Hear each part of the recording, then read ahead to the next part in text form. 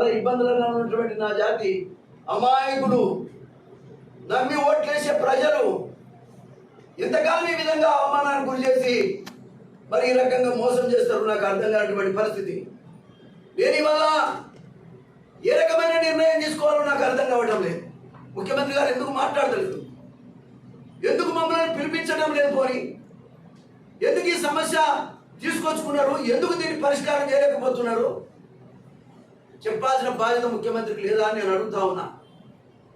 వారి దగ్గర నుంచి స్పందనే లేదు. వారు ఏం మాట్లాడకపోతే మేము ఏం చేయాలి? మా జాతికి ఏ రకంగా మన న్యాయం, ప్రభుత్వమా కాదా? ప్రభుత్వం అనుకుంటామని రాహుల్ గాంధీ ప్రధానమంత్రి కావాలనుకుంటే ఈ రకమైన నిర్ణయాలు చేస్తారా? ఈ విధంగా ఉంటే రాహుల్ గాంధీకి మంచి పేరు వస్తుందా? సోనియా గాంధీకి మంచి, ఒక్కొక్క కుటుంబంలో 2 టికెట్లు 3 టికెట్ ఇస్తే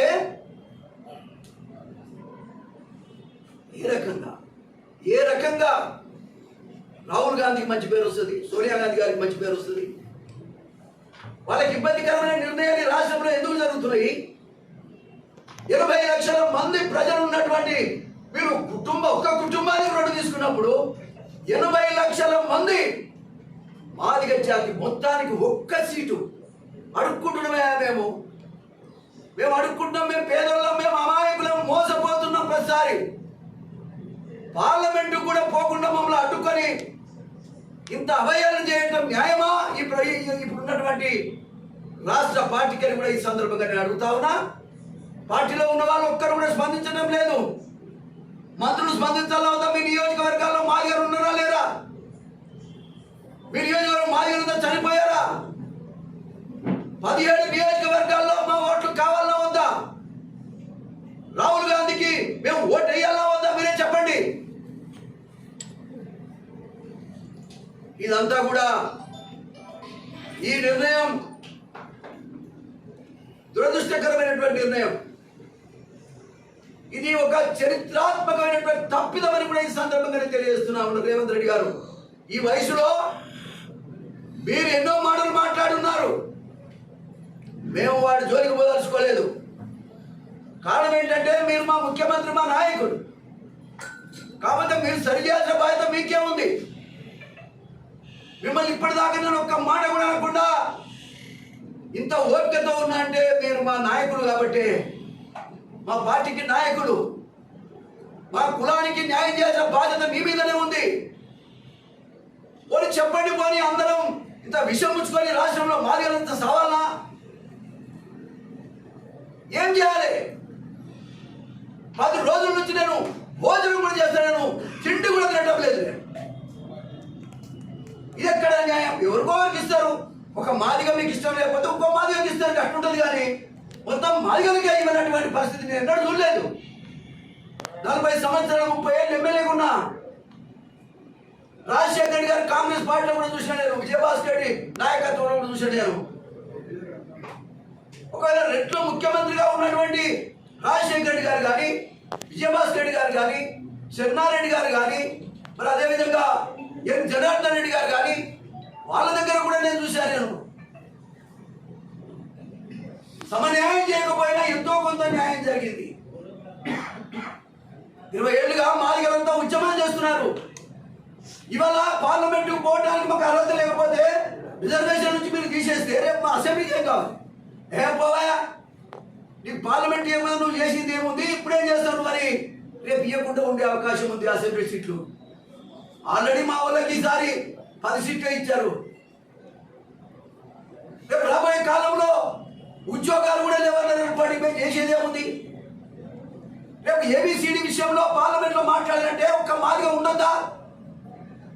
ఒక్క మాదిగా అన్న పార్లమెంట్కి పోవాలా వద్దా? రేవంత్ రెడ్డి గారు చెప్పాలి. అరే ఆయన మంచోడు కాదు, నువ్వు మంచోడు అని వస్తుంది. మమ్మల్ని బొంద పెడుతున్నారు మీరు.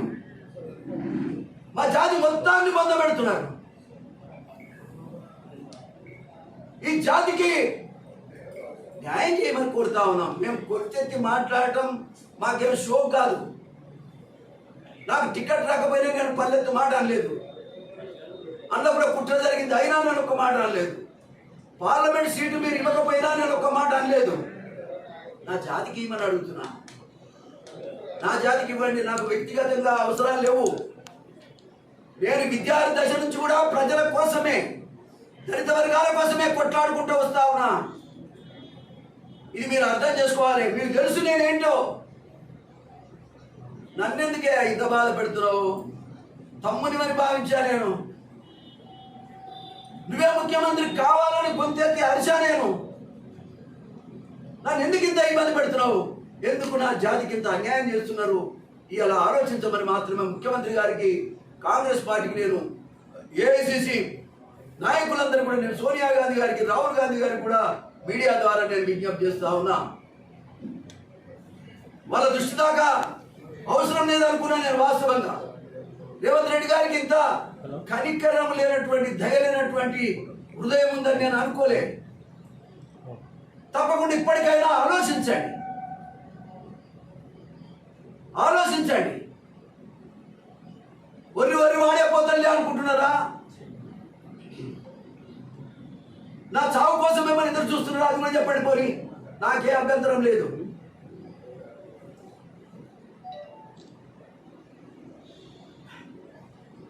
చాలా దుఃఖకరం, చాలా బాధాకరం. ఏమండి, ఏమొస్తుంది మీకు? కులాన్ని మొత్తం ఏడిపిస్తున్నారు మీరు. మీకు ఏమొస్తుంది? రేవంత్ రెడ్డి గారు మీకు ఏమొస్తుంది? ఎన్నడూ కనివిని ఎరగనటువంటి దుర్మార్గమైన నిర్ణయాలు జరుగుతూ ఉన్నాయి. ఏడుపే మిగిలింది మాకు. నా జాతికి ఏడుపే మిగిలిందే. ఇదే లాస్ట్ ప్రెస్ కాన్ఫరెన్స్ కూడా కావచ్చు నాకు. నేను చాలా పౌరుషమైన మనిషిని.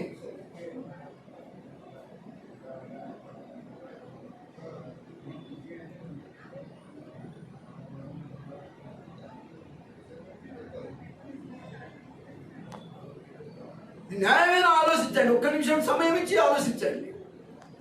వాటిలో పెద్దలంతా ఆలోచించండి. మన పార్టీ బలహీన వర్గాలకు సంబంధించిన పార్టీగా ఉన్నటువంటి పార్టీని ఈ రకంగా నిర్ణయాలు తీసుకొని పార్టీకి ప్రజల్ని దూరం చేసే పరిస్థితి మంచిది కాదు.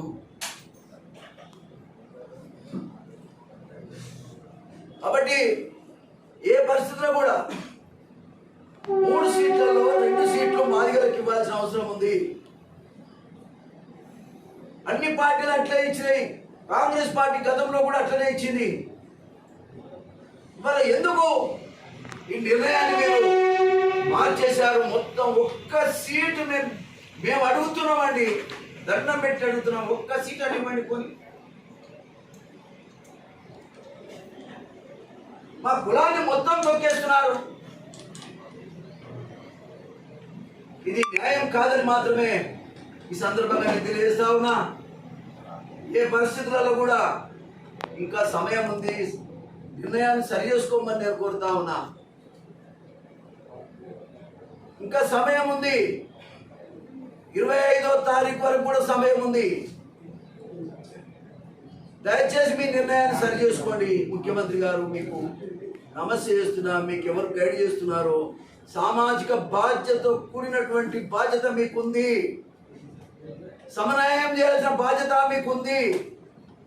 మీరు ముఖ్యమంత్రి గారు నిర్ణయాలు చేయాల్సిన బాధ్యత మీకుంది. పార్టీ అధ్యక్షుడుగా మీరే కాబట్టి పూర్తి బాధ్యత నీ చేతుల్లోనే ఉంది. ఇది ఎవరో చేసినటువంటిది కాదు, ఎవరి వల్ల అయ్యేది కాదు. ఈ రాష్ట్రంలో రేవంత్ రెడ్డి గారు ఏం చెప్తే గాలకే టికెట్, ఏమనుకుంటే అదే టికెట్. ఎంత గంట మీద టికెట్ ఇస్తున్నారో మనం చూస్తున్నాము. ఒక నిమిషం కూడా ఆలస్యం లేకుండా బయట పార్టీల వాళ్ళకు టికెట్ ఇస్తున్నారు. మేము మీ గెలుపు కోసం పనిచేశాం. మాదిగల యొక్క గెలుపు, కాంగ్రెస్ గెలుపు, మన గెలిచిన గెలుపు, రేవంత్ రెడ్డి గారు ముఖ్యమంత్రి కావడానికి మాదిగలే కారణం. మాదిగలే కారణం. మీరు అది మర్చిపోయి జాతి మొత్తాన్ని ఎవరి మీదనో కోపంతోనో, లేకపోతే ఏదైనా మీ మనసులో ఏదైనా బాధ ఉంటే చెప్పు, మేము తీరుస్తాం.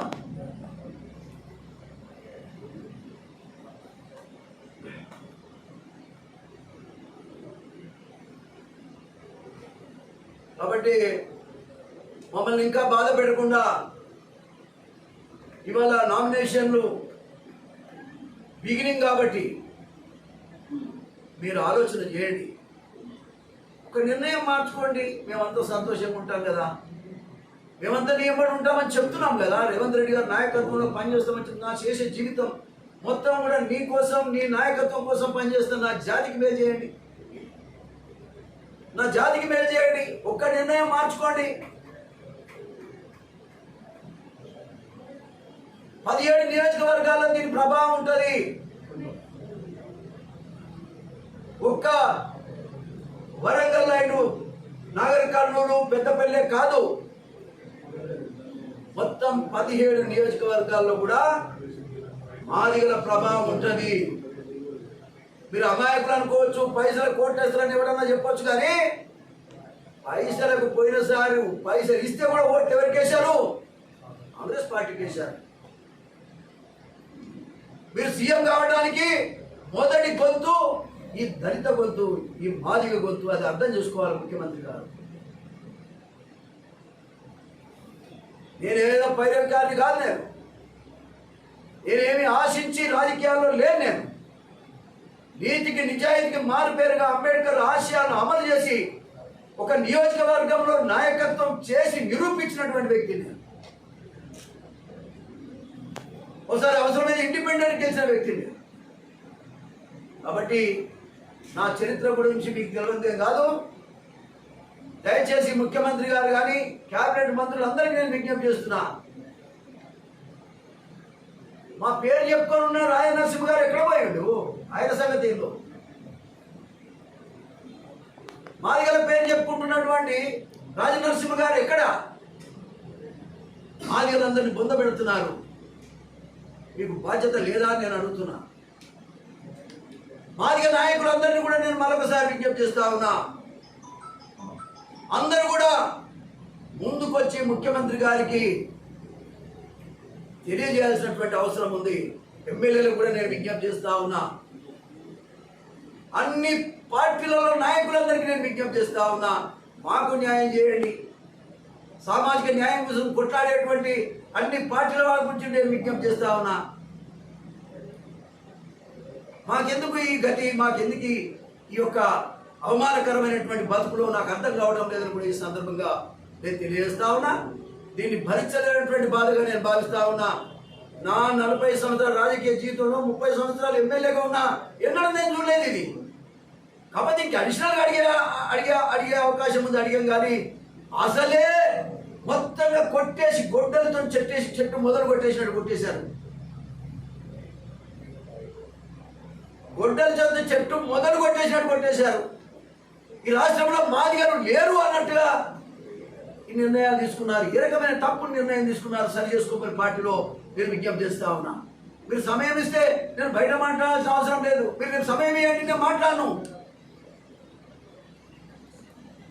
మీరు సమయం ఇవ్వండి, ఈ జాతికి నువ్వు ఏం చేస్తావని చెప్పు. పోనీ పార్లమెంటుకు పంపడానికి మాదిగలకు చోటు లేనటువంటి పరిస్థితులు ఏమైనా వింటారా? ఏ మాదిగ తమ్ముడైనా, ఏ యువకుడైనా రాబోయే కాలంలో నాయకత్వం వహించే ఈ జాతిలో ఎవరైనా వింటారా? రాబోయే కాలాన్ని మొత్తం చీకటిమయం చేస్తున్నారు మాదిగల జీవితాలు. చదువుకుంటున్న నా బిడ్డలకు రేపు రిజర్వేషన్ ఇవ్వలే అవకాశం ఉంది ఈ రాష్ట్రంలో. భవిష్యత్తులో నాయకులు అనే వాళ్లకు అవకాశం లేనటువంటి పరిస్థితి కల్పిస్తా ఉన్నారు. ఇది ఏ రకంగా న్యాయం కాదు, రాజకీయ నిర్ణయం తప్పు.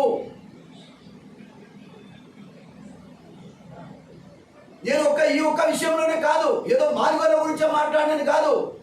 చుండూరు సమస్య, చుండూరు మాలోళ్ళు అందరూ చచ్చిపోతే ఈ ఒక్క మొగోడు కూడా మాట్లాడలే. మోతుకుపల్లి నరసింహుడు ఆమరణ నిరాహార దీక్ష చేశాను నేను. అసెంబ్లీలో జనార్దన్ రెడ్డి ముఖ్యమంత్రి ఉన్నాడు, ఆమరణ నిరాహార దీక్ష చేసేలేను. 6 రోజులు అన్నం లేకుండా నీళ్లు తాగకుండా ఉన్నా నేను. నాకు దళిత జాతి అంటే వాళ్ళకి ఏదైనా అన్యాయం జరిగితే ఊరుకునే మనిషిని కాదు. కానీ ఇవాళ మిగతా వాళ్ళు బట్టి విక్రమార్క మాల కావచ్చు, ఎందుకు మాట్లాడరు మీరు? గద్దర్ మాట్లాడలేదా? ఒక కాలంలో జీ వెంకటస్వామి కూడా మాట్లాడాడు. కానీ వాళ్ళ వివేక్ ఎందుకు మాట్లాడాడు?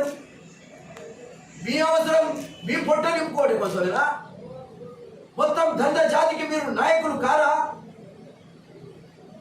59 కులాలు ఉన్నాయి, అందరికీ నాయకత్వం వహించాల్సిన అవసరం లేదా మీకు?